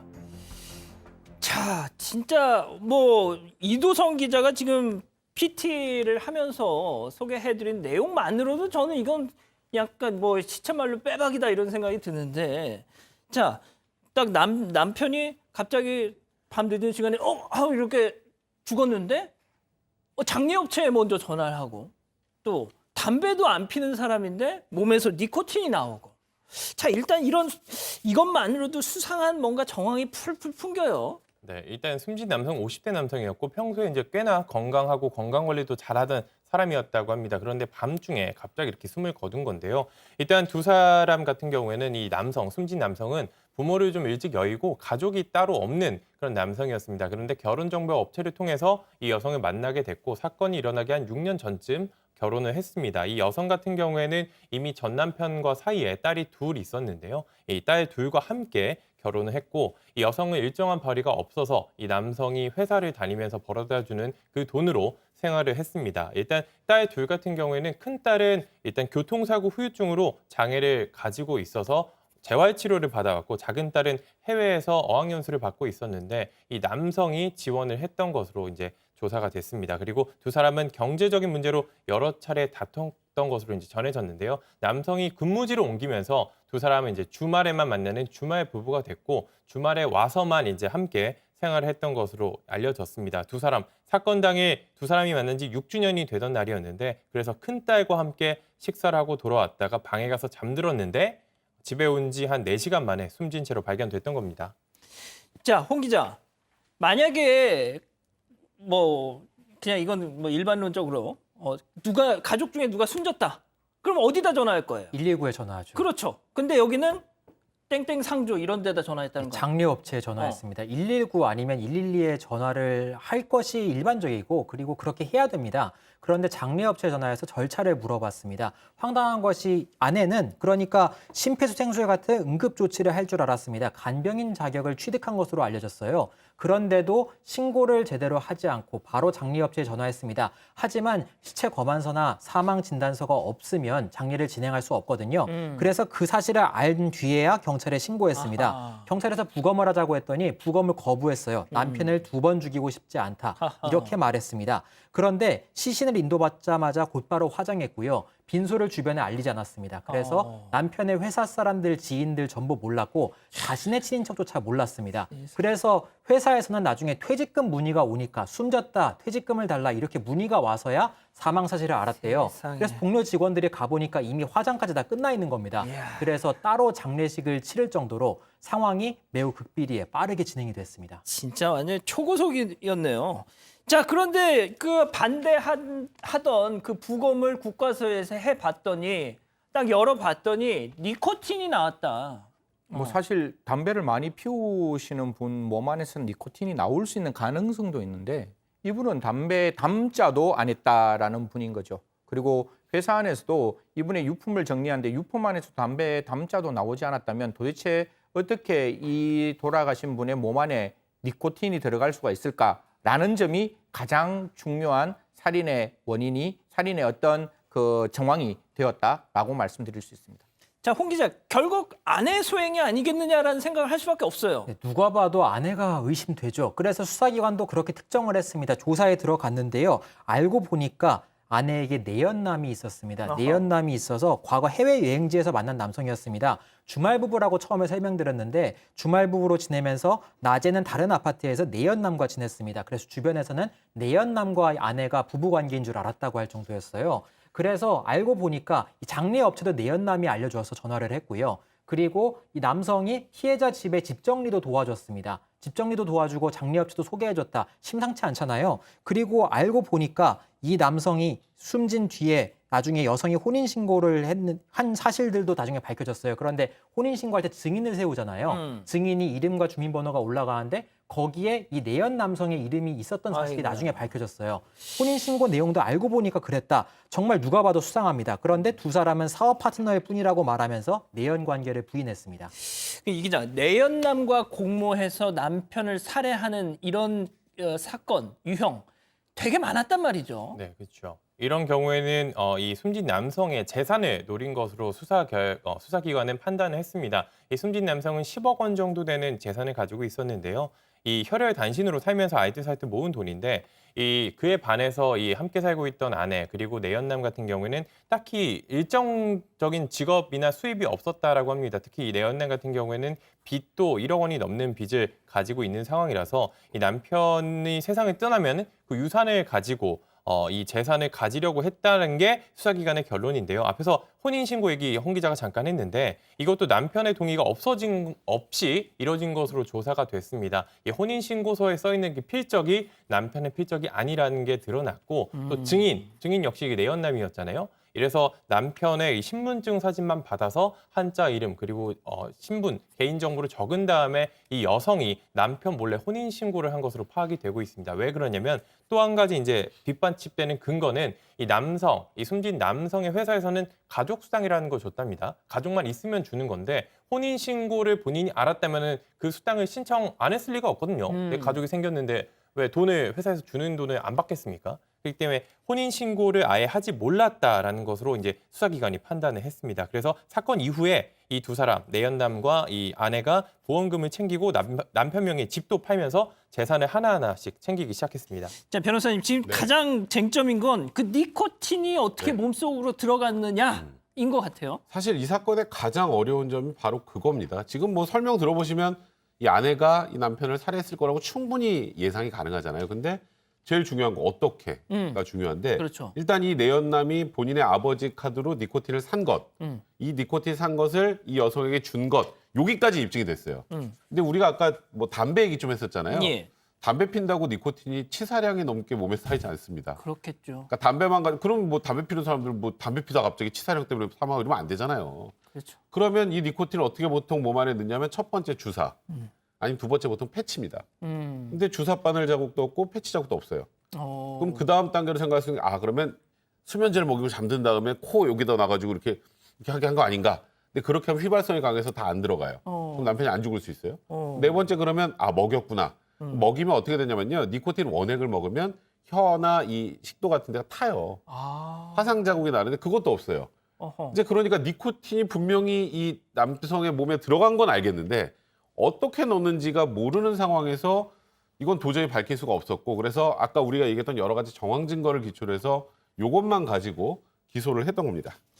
일단 그 확실한 직접 증거가 안 나오니까 이 니코틴 문제처럼 그러니까 정황 증거만으로도 어떻게든 판단을 해야 된다 뭐 좀 이런 좀 뭐 안타까움이 있는 것 같아요. 그렇죠. 지금 이게 상황이. 뭐 법원의 입장에서 봤을 땐 직접 증거가 있으면 합리적 의심을 바로 넘겨서 유죄의 판단을 할 수 있는데 직접 증거가 없으니 간접 증거, 우리 정황 증거라 그러죠. 이 정황 증거를 동원해서 합리적 의심을 없는 고도의 개연성을 만들어야 되는데 첫 번째 분명히 동기가 있잖아요. 재산적 동기. 그렇죠. 그 사람이 그러니까 이 피해자가 돌아가시고 난 다음에 어떤 보험금이나 재산이 있는데 그 재산 일부를 내연남한테 줬는 거예요. 주는데 그 내연남의 빚의 어떤 정도와 동일하다는 점이 나왔고 사망하고 난 다음에 그 피해자가 사망했을 때 거기 들어가는 사람은 오로지 이 아내와 딸밖에 없는데 그러면 아내가 아닌 딴 사람이 들어가는 정황이 없다면 아내가 유력한 어떤 그 범인이 될 수밖에 없는 것이고 또 뿐만 아니라 뭐 혼인신고를 했다든가 그다음에 아까 내연남이 인터넷에 검색해서 치사량을 했고 원액을 구입했다는 여러 가지 정황 증거들을 본다면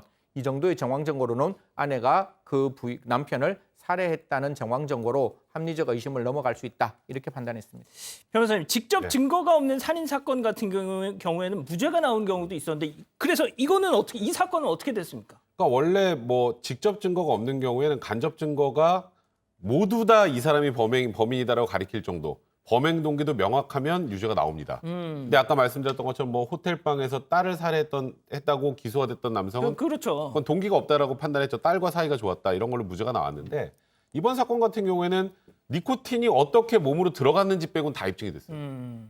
근데 이 부분이 입증되지 않았다고 하더라도 나머지가 모든 게 다 범인을 이 여성과 내연남을 가리키고 있다면 이 경우에 유죄 판단을 하는 게 타당하다고 봤고요. 예. 법원에서도 이 정도로 확실하고 이렇게 비난 가능성이 큰데도 전혀 납득할 수 없는 변명으로만 일관한다라고 해서 이 아내에게 무기징역을 선고하게 됩니다.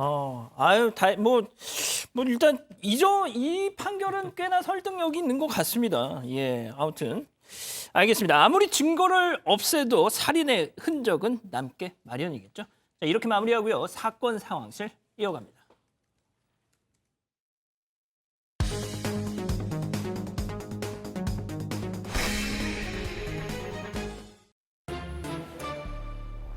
지금 이 시간 사건 상황실에 올라온 화제의 뉴스입니다. 쿠팡 물류센터 화재 현장에서 순직한 고 김동식 구조대장의 연결식이 치러졌습니다. 27년간 베테랑 소방관으로 활약해온 고 김동식 근무대장. 김 대장은 나흘 전 화재 진압을 위해 투입됐다가 실종된 지 48시간 만에 숨진 채 발견됐는데요.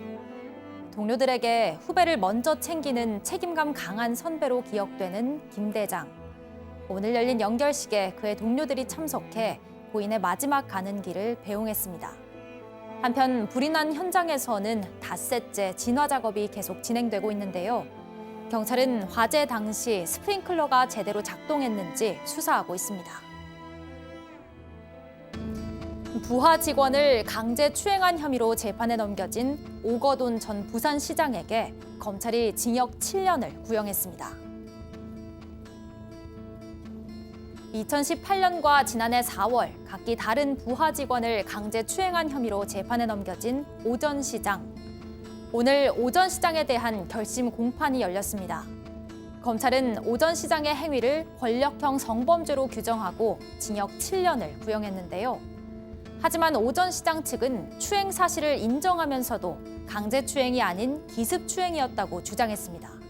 상대에게 폭행이나 협박을 가해 항거하지 못하게 한 뒤 추행한 것은 아니라는 건데요. 오 전 시장에 대한 1심 선고 재판은 오는 29일에 열릴 예정입니다. 자, 오거돈 전 부산시장 참 이게 이 수사 지연, 2차례 공판 연기 등등 수사 착수 1년 2개월 만에야 지금 1심 선고가 난다는 건데 네.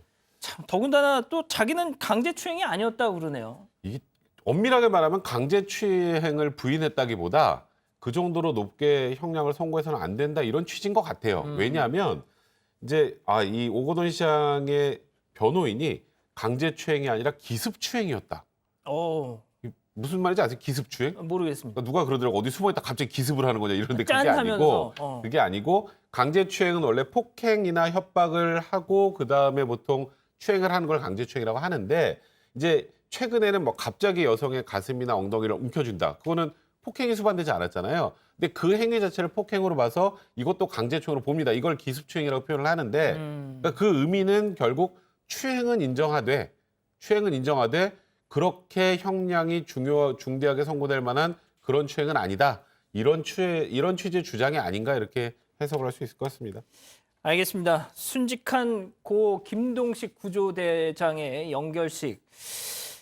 진짜 기적 같은 낭보가 들려오길 바랬는데 결국 이렇게 됐습니다. 아무튼 오늘 영결식 저도 잠깐 봤는데 정말 울지 않으시는 분들이 안 계시더라고요. 네, 정말 주변 유족 그리고 동료들까지 모두 눈물 속에서 연결식으로 고인을 보냈습니다.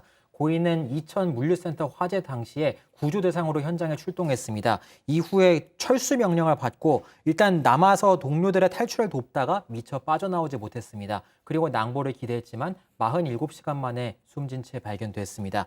경기도청장으로 오늘 연결식이 거행됐습니다. 1계급 특진하고 녹조 근정 훈장을 추수하기로 했고요. 고인의 유해는 국립대전현충원에 안장되기로 결정했습니다. 자, 저희도 이 이천 화재 났을 때 이 얘기를 했는데 스프링클러가 왜 이게 있을 텐데 왜 이렇게 불이 커졌을까 역시나였죠. 네, 맞습니다. 이거 이상규 경기도 이제 소방재난본부장이 이제 국민의힘 대표가 왔을 때 이런 이야기를 했는데요. 한 8분 정도 스프링클러가 작동이 중단되어 있었는 거예요. 그러니까 소방차가 왔을 때는 작동이 되었지만 8분이라면 저희들 골든타임을 완전히 지나치는 시간이 될 수밖에 없거든요. 저희들이 보통 어떤 화재 현장까지 3분, 5분이라는 이야기를 하는데 8분이라는 시간은 굉장히 길은 시간이고 이렇게 이야기를 했답니다. 이게 굉장히 잘 발달되어 있는 과학 기술이지만 그게 오작동을 하면 그 사람들이 굉장히 많은 피해도 있고 그다음에 물건에 대한 피해가 있기 때문에 그걸 좀 이렇게 수동으로 중단해 놓았다라고 이야기를 하는데요. 이상규 소방재난 본부장도 이야기하지만 절대로 스프링클러는 이렇게 임의적으로 조작되어서는 안 되는 것이기 때문에 만약에 이 부분에 대한 불법이 있다면 엄혹하게 처벌해야 된다라고 밝혔습니다. 자, 다음 소식 계속 이어서 전해 주시죠. 생선 대신 담배 수십만 갑을 실은 선박이 해경에 붙잡혔습니다. 해경이 갑판 위에 올라서서 수색 작업을 벌이고 있습니다. 어획한 고기가 들어있어야 할 창고에 상자들이 가득 차 있는데요. 외국에서 몰래 들여온 담배입니다. 사흘 전 낮 1시쯤 전남 신안 인근 바다에서 25억 5천여만 원 상당의 국산 및 외국산 담배를 밀수하려 한 선박이 해경에 붙잡혔습니다. 조사 결과 이 선박은 충남 보령에서 출항해 중국 선박으로부터 담배를 옮겨 신고 전남 목포로 이동 중이었는데요. 해경은 선장과 선원 등 6명을 검거했습니다.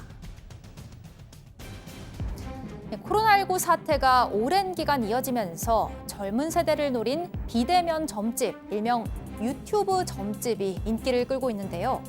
그에 따른 피해도 늘고 있습니다. 부채와 방울을 흔들며 굿을 하는 무속인. 방역 수칙을 지켜야 한다며 굿을 영상으로 보낸 건데요. 헤어진 연인과 다시 만나고 싶다고 의뢰한 30대 여성은 굿값 등으로 4개월 동안 540만 원을 냈습니다. 하지만 시간이 지나도 연인은 돌아오지 않았고 여성은 무속인에게 환불을 요구했는데요. 처음에 이를 거부했던 무속인은 여성의 인터넷 커뮤니티에 고발하자 그제야 합의에 나섰습니다. 여성은 이 무속인을 사기 혐의로 고소했습니다. 이런 유튜브 점집에 속아 수백만 원을 냈다는 사람이 적지 않은데요. 사주나 굿을 비대면으로 해결하는 만큼 더 각별한 주의가 필요해 보입니다. 지금까지 사건 상황실이었습니다.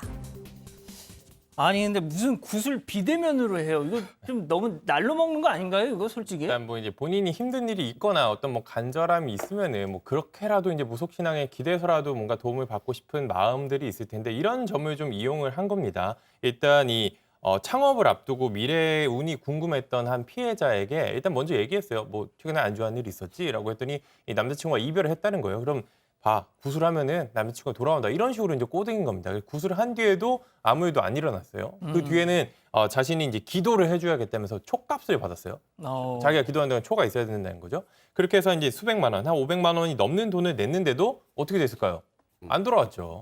그러니까 그제서야 이제 이거 환불해달라고 이제 항의를 하기 시작했던 거죠. 그래서 처음에는 환불을 거부하다가 이 피해자가 인터넷 커뮤니티에 이제 고발글을 올린다라고 하니까 그제서야 이제 반을 돌려주겠다라면서 합의를 제안한 그런 사건인데요. 일단 뭐 이런 사건, 이 마음에 안 좋은 사람들의 이 심리를 이용한 거기 때문에 항상 조심하셔야겠습니다. 변호사님, 네. 그 변호사님한테도 당신 최근에 뭐 기분 안 좋은 일 있지 그러면 뭐든 하나는 있을 거 다 아닙니까? 있어요. 예. 네, 그래 보통 그렇게 접근을 많이 하는데, 근데 제가 오늘 아까 사기로 지금 뭐 수사를 하고 있다는 얘기를 지금 뭐 하는데 이거 사기되기 제가 보기엔 좀 어렵습니다. 진짜요? 전 볼 때 저 굿하면 3개월 안에 지난 헤어진 연애한테 연락 올 거야. 근데 그럼 연락 다 혹시 안 오면 그거 다 사기인가요, 무속인들? 대부분 잘 안 돼요, 그거. 이제 앞으로 사업이 잘 될 거야. 사업 안 되는 거 많습니다. 그럼 다 사기예요? 우리가 굿이나 혹은 점을 볼 때 이대로 하면 100%다라고 생각해서 보나요? 그리고 그게 다 되면 뭐 우리가 뭐 정치나 법 뭐 필요합니까? 다 점 보고 해결하지. 그래서 이게 보통은 미풍양속으로 그냥 마음의 안정을 얻기 위한 그런 것이라고 해서 대부분 법원에서 사기는 무죄로 판단하는데, 이제 다만 여기서 좀 확인해 봐야 될 포인트가 몇 개인데, 하나는 예. 굿 영상을 보냈다 그러잖아요. 예. 그게 예를 들어서 A, B, C한테 돈을 받고 굿 한 번 하고 A한테도 보내고 B한테도 보내고 C한테 다 보냈다. 그러니까 실제로 굿을 안 했다. 이러면 사기가 될 수 있어요. 근데 굿을 실제로 했으면 사기가 안 될 가능성이 훨씬 높습니다. 그렇군요. 알겠습니다. 사건 상황실 이렇게 정리하고요. 잠시 전하는 말씀 듣고 오겠습니다. 자, 채널 고정, 리모컨 돈 터치. 이것은 대한민국 프로바이오틱스의 시작이자 미래. 50여 년 역사의 장기 배양 기술부터 장내 생존율이 우수한 프로바이오틱스까지. 프로바이오틱스는 HY. 호텔스닷컴에서 원하는 대로 여행을 즐겨보세요. 비치 리조트에서 낮잠을 자거나 빌라에서 요가를 하거나 하이킹을 가거나 다 여행이니까 호텔스닷컴 아무래도 좋은 여행.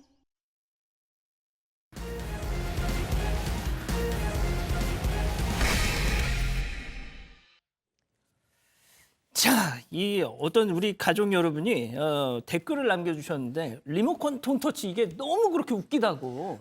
그래서 제가 그만할까 하다가 그 말씀에 또 제가 힘을 얻어서 계속 좀 밀고 있습니다. 자, 우리 사건반장에서는 우리 가족 여러분들 사연 기다리고 있습니다. 해시태그 사건반장 해서 인스타 등등에 올려주시면 저희가 소개를 해드리죠.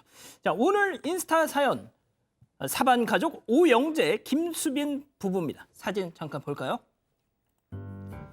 자, 신랑 오영재 님이 코로나 백신을 맞은 날 저렇게 집 근처인 경남 진해에 나들이를 가셨다고 합니다.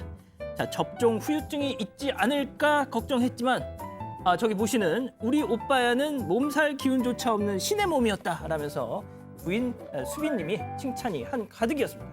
자, 신랑의 접종을 축하해달라고 이렇게 사연을 보내주셨는데 뭐 딱 뒷모습만 봐도 아주 그냥 힘이 막 장사일 것 같지 않으십니까? 예. 자, 그리고 유모차 속 아이는 둘째 시완이라고 합니다. 첫째 채완이는 어린이집에 갔느라 같이 있질 못했다고 합니다. 아무튼 건강한 신랑과 평생 행복하게 사시길 기원합니다. 자, 사건 사고 속 생생한 현장 소식 전해드리는 사건 현장. 오늘 첫 번째 현장 캐나다로 가보시죠. 이 경찰이 누군가를 진압 중인 것 같네요. 네, 경찰관이 소년을 체포하고 있습니다. 경찰관이 지금 다리를 누르면서 목도 같이 누르고 있습니다. 자세히 보이진 않으실 텐데요. 꼼짝 못하게 제압하고 있고 다른 경찰관이 몸과 가방을 수색하고 있습니다. 수갑을 채우고 있는 것 같습니다. 경찰에게 전혀 저항하지 못하는 모습인데요. 지금 경찰 2명이 번갈아 가면서 수색하면서 소년을 제압한 다음 물건을 꺼냈습니다. 물건을 꺼내서 확인하고 있고 수색을 이어가고 있습니다. 수색한 결과 안에서 전기 충격기를 발견했다고 합니다. 아니 뭐 절도를 한 거예요? 뭐예요? 사실 인근 고등학교에서 신고가 들어왔다고 합니다. 학생들끼리 싸움이 벌어졌다는 신고로 추정되는데요. 경찰이 출동했더니 신원을 밝히기를 거부하는 청소년이 있어서 이 청소년을 체포했다고 밝혔습니다. 그런데 소년의 나이가 14살이었어요. 14살이고 미성년자이기 때문에 신원이 공개되지 않았습니다. 그런데 소년의 어머니가 현지 언론에 인터뷰를 했습니다. 왜냐하면 과잉 진압이다 그러면서 항의했어요. 자세한 얘기를 한번 들어보겠습니다. 네. It's not because that we're black that we have to experience those kind of things. Because we're human. 목을 누르는 모습이나 이런 것들이 그러니까 과잉 진압이라고 주장했는데요. 지난해 5월에 조지 플로이드 사건이 있었지 않습니까? 그렇죠. 미국에서 과잉 진압으로 숨진 흑인의 그 사건을 연상시킨다는 반응이 나오고 있기 때문에 현지에서도 또 세계 곳곳에서도 지난해 인종차별 반대 시위가 일어났던 것들을 기억하시는 분들이 많습니다. 그래서 이번 사건 캐나다판 조지 플로이드 사건이라는 비난까지 현지에서 나오고 있습니다. 경찰이 당시 경찰관들이 사용한 물리력이 정당했는지 조치가 적절했는지를 놓고서 조사하겠다고 밝혔습니다. 알겠습니다. 다음 현장 영국으로 이어가 보죠. 이건 어떤 상황입니까? 차량을 자세히 보시겠습니다. 차량으로 지금 휴대전화 카메라로 누군가 찍고 있는데요. 남성이 지금 승용차 안에서 누군가 꺼내려고 하고 있습니다. 운전자인 여성을 끌어내렸어요. 갑자기 끌려나가지 않으려고 지금 힘을 썼는데 소용없이 제압당했습니다. 그리고 공범으로 보이는 남성 2명이 더 있어요. 끌어낸 것뿐만 아니라 차에 타려고 하는데요. 승용차에 막 탑승했습니다. 여성이 아까 쫓겨났다고 했잖아요. 끌려나가는데 일단 뒤에 공범 2명이 탑승을 하고 있는데 여성이 저기 서 있죠. 서서 마지막에 무언가 빼냈습니다. 여성이 자신의 아이를 구출했어요. 구해냈습니다. 그리고 차는 떠났습니다.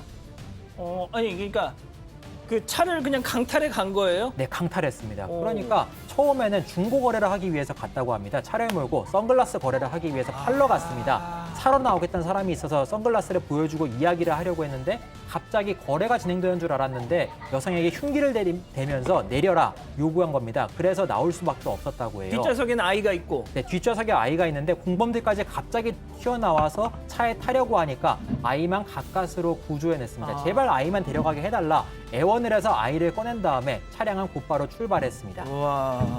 아니 그럼 저 못 잡았대요? 저 괴한들? 일단 추적을 하고 있습니다. 괴한들을 쫓고 있는데요. 아직 괴한이 전부 붙잡히지는 않았습니다. 차량 절도 신고를 받은 다음에 여성의 차를 발견은 했어요. 그런데 휴대전화나 열쇠 같은 물건들이 전부 사라진 뒤였습니다. 일단 여성과 아이 모두 다친 데는 없었습니다. 그렇지만 정신적 충격이 커서 다시 운전대를 잡기 힘들 것 같다고 현지 언론에 인터뷰를 남겼습니다. 그랬군요. 알겠습니다. 다음 현장 호주로 이어가 보죠. 이건 결혼식장이네요. 네, 한 결혼식장의 모습인데요. 이 영상이 인터넷에서 상당히 호응을 얻으면서 화제가 됐었던 그런 영상입니다. 신랑 신부 앞에는 흰색 천이 깔려 있고 그 위에 의자가 놓여 있는데요. 갑자기 신랑이 저 의자에 앉는 모습인데 뭔가 이 깜짝 이벤트가 있는 것 같아요. 어떤 말을 하려는지 일단 마이크를 든 신부의 목소리 먼저 들어보겠습니다. 벌칙 뭐 이런 건가요? Hey, Mom. Hello. We love you so much, and we want to show our, what's the word called? What they eat? Solidarity with you. My parents think and they believe that we're going to do a traditional Filipino dance where you stick money into our clothes and blah, blah, blah to get more money. 네, 필리핀 전통춤을 추는 줄 알고 있었는데 뭔가 잠시 후 카메라 앞쪽으로 걸어오더니 뭔가 손에 들고 신랑 쪽으로 향해서 다가오고 있습니다. 뭐예요 저게 손에? 네, 보셨어요? 설마 이발기? 네, 머리 미는 이발기입니다. 결혼식 깜짝 이벤트로 아니, 이게 신랑의 머리를 저렇게 삭발을 해주는 모습인데요. 일단 신부가 직접 저렇게 들고선 도움을 받아서 신랑의 머리를 직접 밀어줬는데 네, 삭발식이 끝나자 신부의 아버지가 나가서 웃을 일이 아닐 것 같은데. 사위를 포옹해주기로 했는데 근데 보면 지금 머리 풀고 있잖아요. 설마? 신부가 갑자기 머리를 풀어헤치기 시작합니다. 설마? 설마가 맞습니다. 이제 신부가 묶었던 머리를 풀고 이번에는 신랑이 저렇게 직접 머리를 밀어주는데 뒤에서 막 박수도 치고 막 놀라는 것 같죠. 아니 지금 이거 웃을 상황이 아닌데 왜 다들 웃고 있어요 지금? 다들 웃을 수밖에 없었던 이유 저렇게 환호성도 지르고 막 미소도 짓고 있었는데 저게 사연이 있었습니다. 예. 이 신부의 어머니가 암투병 중이었던 거예요. 그래서 이제 새롭게 부부가 된 신랑 신부가 암투병 중에 어머니를 위해 머리가 깎을 테니 현금이 조금이라도 있다면 기부를 해달라 뭐 이런 식으로 이야기를 했던 겁니다. 그래서 어머니 사랑을 보여주기 위해서 세상에. 이 사위 그리고 딸이 이렇게 머리를 밀었던 모습을 연출을 했습니다. 신랑이 직접 낸 아이디어라고 하는데요. 정말 멋진 사위인 것 같고 전날에만 꽤 많은 돈이 모여서 현지 암협회에 전액 기부한 것으로 전해졌습니다. 이야 저게 변호사님 같으면 저렇게 하실 수 있겠어요? 왜 저를 또 물고 그러세요? 아니, 저는 사실 삭발은 좀 너무 세네요. 근데 아무튼 다른 거보다 어머님이 암 걸리면 머리 많이 빠시잖아요. 예. 어머니의 고통을 함께 공유한다는 그런 저는 저 정도라면 정말 용감한 부부 이렇게 얘기해 주세요. 아 진짜 사위 잘 얻으신 것 같습니다. 자 다음은 미국으로 이어갑니다. 가오리네요, 가오리. 네, 가오리의 모습이 보이는데 입이 하늘 방향으로 향한 채 누워 있습니다. 이렇게 바닥에 붕대고 누워 있는 거죠. 네, 두꺼운 장갑을 낀 손이 다가오더니 간지럽히는 것 같죠. 근데 가오리가 간지럼 타는 건지 갖다 대니까 막 입을 막 벌리잖아요. 네. 영상에 올린 사람은 우연히 가오리를 찔렀다가 갑자기 깔깔 웃는 것처럼 보인다면서 행복해 보인다 이러면서 이제 재밌다 이런 영상을 올려둡니다. 아 저는 가오리만 보면 왜 자꾸 아싸 가오리가 생각나죠? 여기서 이제 세대 차이가 느껴지는 것 같은데 일단 이제 저 영상을 본 이 동물보호단체 회원들은 저게 상당히 잔인한 행위라는 거예요. 저게요? 네, 눈처럼 보이는 게 콧구멍이고 이발의 양쪽에 점선으로 보이는 게 아감인데 아가미 쪽을 저렇게 건들면은 저게 바뀌잖아요. 물 바뀌잖아요. 물 예. 안에 사는 애가 저렇게 하는 게 숨이 막혀서 저렇게 행동을 한다는 거예요. 저게 막 웃는 게 아니라 숨이 막힌 상황에서 그러니까 저희 사람 입장에서는 물 안에서 막 그렇게 간지럽힌다고 좋아서 깔깔 웃겠습니까? 숨을 못 쉬는데요. 그래서 이제 미국의 한 동물보호 전문가도 저거는 고통스러움을 느끼고 이 질식을 당하고 있는 상황이다. 이렇게 지적을 했는데요. 영상 올린 어부는 이후에 바다로 풀어줬다라고 해명을 했지만 학대 논란은 끊이지 않고 있다고 합니다. 근데 언뜻 봐서 진짜 사람 얼굴처럼도 보이고 예 그러네요. 알겠습니다. 자 다음은 동물이 주인공인 미국 미네소타주로 가보시죠.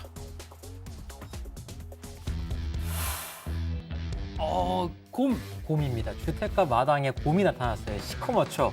잔디밭에서 풀을 뜯고 있습니다. 그런데 곰 주변에 무언가 보입니다. 곰이 갑자기 무언가를 바라봐요. 그 다음에 행동을 주목해 주십시오. 갑자기 뛰어 올라가서 나무로 황급히 도망갑니다. 혹시 사람이 엽총을 들고 왔나요? 아닙니다. 사람은 아니었고요. 다른 동물이 왔습니다. 강아지가 왔어요. 강아지가 한 마리 지금 나무 밑에서 맴도는 거 보이시나요? 어딜 감히 하면서 하는데 요크셔 테리어입니다. 그래서 계속 짖으면서 너 빨리 가 이렇게 이거 화를 내나 봐요. 귀엽기로 소문난 요크셔 테리어. 네, 귀엽기로 소문났죠 정말. 그런데 저렇게 도망갔습니다. 자기 집에서 원래 반은 먹고 들어가잖아요. 짖은 것 같습니다. 짖으니까 그런데 웃긴 것은 곰이 그걸 보고 진짜 놀랐어요. 그래서 나무 위에 올라가서 옴짝달싹 못하고 지금 매달려 있습니다. 곰이 자기가 곰인지를 모르고 있는 거 아니에요, 지금? 네, 곰인 줄 모르고 강아지도 자기가 강아지인 줄 모르는 것 같습니다. 곰이 내려왔다가 또 강아지를 보고 도망가요. 그래서 금세 올라왔다 내려갔다 계속해서 도망가고 강아지가 한눈 판사이 해보려고 했지만 소용은 없었습니다. 곰은 쩔쩔매기에 바빴습니다. 혼비백산하고 있네요. 아니, 쟤는 왜 싸워볼 생각도 안 하고 저렇게 그냥 나무부터 탈까요? 덩치가 작고 아직 세상 물정을 잘 모르는 것 같아요. 조금만 알았으면 강아지 별거 아니구나 알았으면 사실 뭐 하루 강아지 이러면서 확 이렇게 한번 붙었을 수도 있을 텐데 그렇지 않고 도망갔습니다. 아직도 무서운가 봐요. 곰을 쫓아낸 요크셔 테리어의 이름이 벨라라고 합니다. 그래서 자기 집 마당에 온 저 곰을 쫓아냈습니다. 정말 어떻게 보면은 용기 있다고 볼 수도 있는데요. 제가 보기엔 너무 귀엽습니다. 좀 무모한 것 같아요. 위험합니다. 알겠습니다. 자, 오늘 준비한 소식은 여기까지입니다. 사랑하는 사건 반장 가족 여러분, 저희는 내일도 별이 3개 오후 3시에 다시 옵니다. 자나깨나 코로나 조심, 안녕히 계십시오.